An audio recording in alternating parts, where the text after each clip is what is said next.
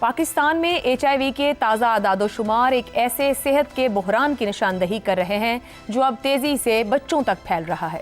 قومی اسمبلی میں پیش کردہ اعداد و شمار کے مطابق ملک بھر میں قریباً 85,000 افراد HIV میں مبتلا ہیں، جبکہ ماہرین صحت کے مطابق متاثرہ افراد کی تعداد 3,70,000 سے زائد ہے۔ قریباً 80% متاثرہ لوگ HIV سے لا علم ہیں۔ گزشتہ 15 ماہ میں ملک بھر میں مجموعی طور پر 2,108 بچوں میں HIV کی تشخیص ہوئی ہے، جن میں قریباً 1,200 لڑکے اور 800 سے زیادہ لڑکیاں شامل ہیں۔ یہ صورتحال اس حقیقت کو واضح کرتی ہے کہ یہ بیماری اب مخصوص گروپس تک محدود نہیں رہی، بلکہ عام آبادی اور خاص طور پر بچوں کو متاثر کر رہی ہے۔ صوبائی سطح پر صورتحال مزید تشویشناک ہے۔ سندھ سب سے زیادہ متاثرہ صوبہ ہے، جہاں 15 ماہ کے دوران 1,500 سے زیادہ بچے HIV کا شکار ہوئے ہیں۔ لاڑکانہ، قمبر، شہداد کوٹ ہائی رسک زون میں ہیں۔ ہر ماہ اوسطاً 101 بچوں میں HIV کی تشخیص ہوئی ہے۔ بچوں کے 70% سے زائد HIV کیسز صرف سندھ سے رپورٹ ہوئے ہیں۔ پنجاب دوسرے نمبر پر ہے، جہاں 418 بچوں میں HIV کی تشخیص ہوئی ہے۔ تاہم رواں سال کے ابتدائی اعداد و شمار کی عدم دستیابی خود نگرانی کے نظام پر سوال اٹھاتی ہے۔ ایک تحقیقاتی رپورٹ کے مطابق تونسا میں نومبر 2024 سے اکتوبر 25 کے درمیان قریباً 350 بچے متاثر ہوئے۔ اس رپورٹ کے مطابق تونسا کے سرکاری اسپتال میں طبی معائنے کے دوران استعمال شدہ سرنجز کے استعمال کی وجہ سے HIV پھیلا۔ خیبر پختونخوا میں 111 جبکہ بلوچستان میں 38 کیسز سامنے آئے ہیں۔ اسلام آباد میں بھی HIV کا پھیلاؤ تیزی سے ہو رہا ہے۔ ڈیٹا کے مطابق گزشتہ 15 ماہ میں 600 سے زیادہ کیسز رپورٹ ہوئے ہیں۔ ہر ماہ اوسطاً 41 سے زیادہ افراد HIV کا شکار ہوئے ہیں۔ ماہرین صحت کے مطابق بچوں میں HIV کے زیادہ تر کیسز قابل روک تھام عوامل سے جڑے ہیں، جن میں غیر محفوظ انجیکشن سرنجز کا دوبارہ استعمال، آلودہ طبی آلات اور غیر محفوظ خون کی منتقلی شامل ہیں۔ اعداد و شمار یہ واضح کر رہے ہیں کہ پاکستان میں HIV اب ایک محدود طبی مسئلہ نہیں رہا، بلکہ ایک وسیع ہوتے ہوئے نظامی بحران کی شکل اختیار کر چکا ہے۔ اگر ہزاروں بچے ایسے اسباب سے متاثر ہو رہے ہیں جو مکمل طور پر قابل روک تھام ہیں، تو یہ صرف بیماری کے پالیسی، نگرانی اور عمل درآمد کی سنگین ناکامی ہے۔ اسی پر پینل سے گفتگو کریں گے۔ سوال اس طرح سے: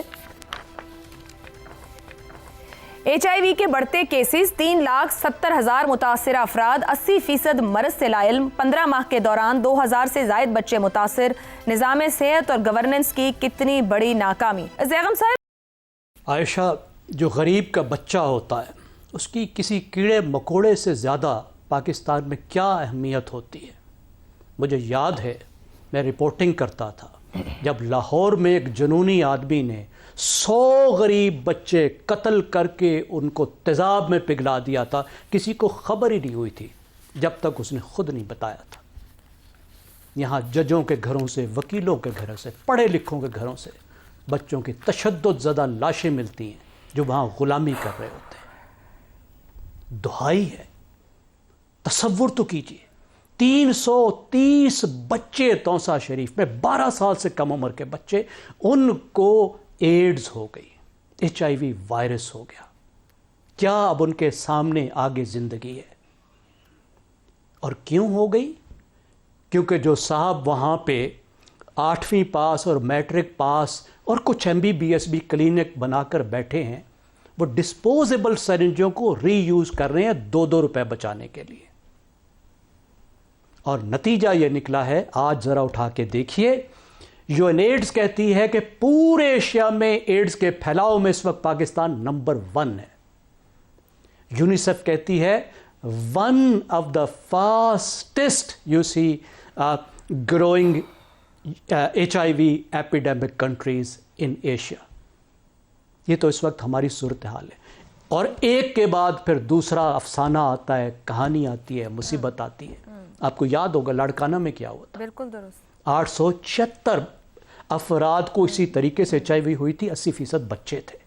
صرف 2 ریزنز ہیں۔ کوئی اس طرح ایپیڈیمک نہیں پھیلی ہوئی یہاں کہ جس طریقے سے کھانسنے سے دوسروں کو لگ جاتی ہو۔ ایک انجیکشنز اور دوسرا بلڈ، ٹرانسفیوژن آف بلڈ۔ 99% یہ معاملات ہیں، اور ان 2 کو حکومت کنٹرول نہیں کر رہی۔ نہ وہ ہیلتھ پر پیسہ لگانے کو تیار ہے، نہ ہیلتھ کے ٹھیک سسٹم ہو گیا، یہی سوال جو پوائنٹ آپ نے رکھا ہے، نہ ملک کے بچوں پر توجہ دینے کو تیار ہے۔ رضا رومی صاحب، یہ کیا نظام صحت ہے؟ یہ دو چھوٹے سے نکات ہیں، دہائیوں سے اس کے اوپر کام ہو رہا ہے، اور آج بھی ہم نے صوبہ بائی صوبہ بھی رکھ دیا، مجموعی طور پہ بھی رکھ دیا، 80% لوگ لا علم ہے۔ مجھے تو لگتا ہے ڈاکٹر نرسز نہیں جانتے کہ کنڈکٹ کیسے کرنا ہے، تو عام لوگوں تک بات کیسے جائے، کس کو پوچھا جائے؟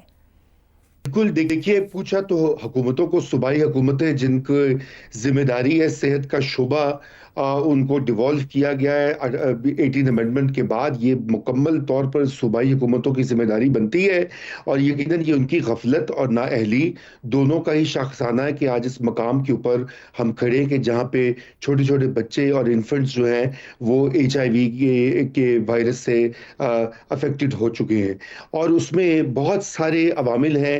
آپ کو یاد ہوگا کہ پہلے یہ ایک بار آؤٹ بریک سندھ میں ہوئی تھی، اور اس کے اوپر بھی بہت شور و غوغا ہوا، کچھ دیر وہ ہوئی، کچھ ہفتے بعد ہوئی، اور پھر وہ بات جو ہے وہ ٹھپ ہو گئی۔ اس کے بعد اب پنجاب میں یہ جو سارے کیسز آئے ہیں، اس کا یہ مطلب ہے کہ ایک سیریس قسم کی ایک جو نیگلیجنس ہے وہ ہمارے ہسپتالوں میں، ہمارے میڈیکل شعبے میں ڈاکٹرز اور نرسز کے ہاتھوں ہو رہی ہیں۔ دیکھیں، لا علمی کی بات نہیں ہے، سرنجز جو یوزڈ سرنجز ہیں ان کو دوبارہ استعمال کیا جاتا ہے، یہ ایک حقیقت ہے۔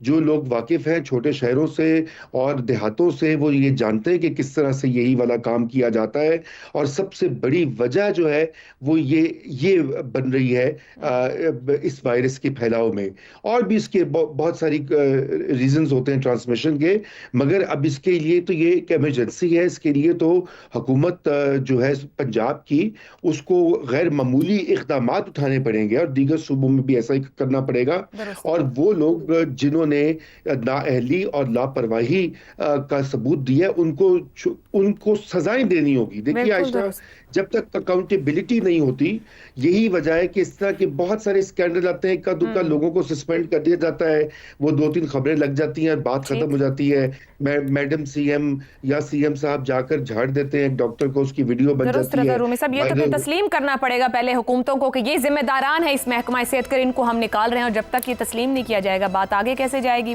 شہزاد صاحب، یہ HIV کے بڑھتے کیسز کے تناظر میں کیا سمجھا جائے کہ مجموعی طور پر جو ملک کا صحت کا نظام ہے وہ بروقت تشخیص، اس کی سمجھ رکھنا اور اس کے روک تھام کے لیے کچھ بھی کرنے میں ناکام ہے؟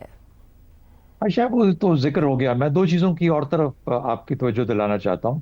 آپ نے ایک فگر بولا کہ 80% مریضوں کو علم ہی نہیں ہے کہ وہ ایڈز کے مریض ہیں۔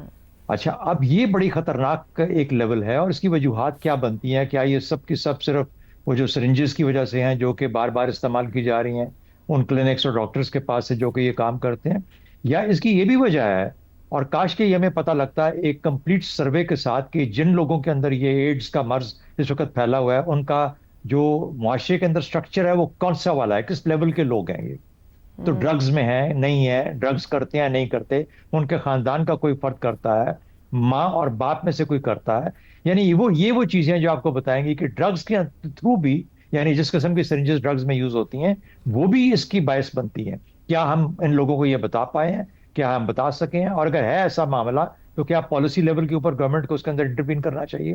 دوسری بات، غربت کس لیول تک ہمیں اس لیول پہ لے گئی ہے جہاں پر کہ ہم یا یہ لوگ یا ڈرگز کے اندر شامل ہیں یا مجبور ہیں کہ ایسے ڈاکٹروں کے پاس، ایسے کلینکس میں جایا جائے جو کہ اس لیول کا خیال نہیں رکھ پاتے۔ تو دونوں صورتوں میں غربت اور یہ 80% کا جو فگر ہے، اس کے اوپر بھی توجہ دینے کی ضرورت ہے۔ کاش کہ اس سروے کو اور کھولا جاتا تاکہ ہم یہ طے کر پاتے کہ یہ کس level of states of society کے اندر یہ چیز زیادہ پریویلنٹ ہے، تاکہ ہم ان کے بچوں کو اور ان کو اس سے بچا سکیں۔ ویلڈ پوائنٹ ہے شہزاد صاحب، یہ تو تبھی کھلے گا جب صوبے یہ سمجھیں گے، محکمہ صحت اور اس ریسرچ کی جانب بڑھیں گے۔ عامر صاحب، سندھ، یہ جو حالیہ کچھ دنوں میں سبھی جگہوں سے رپورٹس آئے ہیں، مگر سندھ سب سے زیادہ متاثرہ صوبہ ہے، اور ہر ماہ اوسطاً 101 بچوں میں صرف HIV کی تشخیص ہو رہی ہے، جبکہ 19 میں بھی ابھی ذکر ہوا کہ رتو ڈیرو کے اندر جو تھے متاثرین اب تک ریکور نہیں ہوئے، اور ابھی بھی ہائی زون ہے، لاڑکانہ، کمبر، شہداد کوٹ وغیرہ۔ 7-8 سال میں اگر ایک صوبہ تب ہوئی صورتحال سے اب تک نہیں نکل پا رہا ہے، تو اس کا مطلب ہے ترجیح تو ہے ہی نہیں۔ कैसे होगी आयशा तरजी, जबकि कोई जो 3 बुनियादी रिश्ते होते हैं ना एक रियासत के अपने शहरियों के साथ, जिसमें तालीम होती है, सेहत होती है और लॉ एंड ऑर्डर होता है, जब और कहीं पे हमें वो चीज़ नज़र नहीं आती तो हम किस बुनियाद के ऊपर तवक्को करें कि कम से कम एक शोबे में, सेहत के शोबे में हमें वो नज़र आएगा। इसको मैं आयशा बहुत कुछ कहा जा चुका है, इसको मैं सिर्फ ये कह के समाप्त करता हूँ। देखिए, ये जब कैंसर बुरी तरह से फैल जाता है ना तो जिस्म पर जगह जगह गिल्टियाँ बनना शुरू हो जाती हैं, और इस मौके पर इस तरह की बात करना कि जी कौन से सूबे में कम है और कौन से सूबे में ज़्यादा है, ये वो गिल्टियाँ गिनने से कुछ मुख्तलिफ नहीं है, क्योंकि बुनियादी इशू जो है वो कैंसर है जो पाकिस्तान के हर शोबे के अंदर फैला हुआ है। आप तालीम को उठाएं तो क्या ये उससे भी ज़्यादा तशवीशनाक है जो 2.5 करोड़ बच्चा जो है वो स्कूल ही नहीं जा पा रहा पाकिस्तान के अंदर, एक 25 करोड़ की आबादी वाले मुल्क के अंदर। तो ये एक ब्रोकन सिस्टम है हमारा। और उसकी अगर आपको एक और को मिसाल चाहिए तो देखिए कि ये BBC ने तौसा शरीफ से उठा के ये कहानी की है, तो तब हमारे मेन स्ट्रीम मीडिया के अंदर ये एक मौजू बना है, और ये भी पता, और उस पर भी हुकूमतें एतराज करती हैं कि बात क्यों की, और ये तो 6-8 माह पुरानी रिपोर्ट थी, या कब रिसर्च हुई थी। अपनी रिपोर्ट और रिसर्च ला के सामने रख दें आप करके, लेटेस्ट हमें नंबर दे दें कि हालात और सूरत हाल क्या है। एग्जैक्टली हम खुद तो वो गिल्टियां भी तलाश करने में या उनकी भी शनाख्त करने के हम लायक नहीं रहे हैं। तो ये एक ओवरऑल ब्रोकन सिस्टम है आयशा। इसके अंदर कोई एक चीज़ तब तक ठीक नहीं हो सकती जब तक एक ऐसी विजन सामने ना आए जिसके तहत इसको कलेक्टिवली जो कैंसर का मर्ज है उसके ऊपर हम बराह रास्त हमला किया जा सके और उसको कंट्रोल करने की कोशिश की जा सके। बाकी ये इंडिविजुअल चीज़ें तो नज़र आती रहेंगी हमें, जब तक ये चीज़ तब्दील नहीं होती ये तो हम देखते रहेंगे। ठीक हो गया जी। आज के लिए प्रोग्राम आप चारों का शुक्रिया, इजाज़त दीजिए, अल्लाह हाफ़िज़।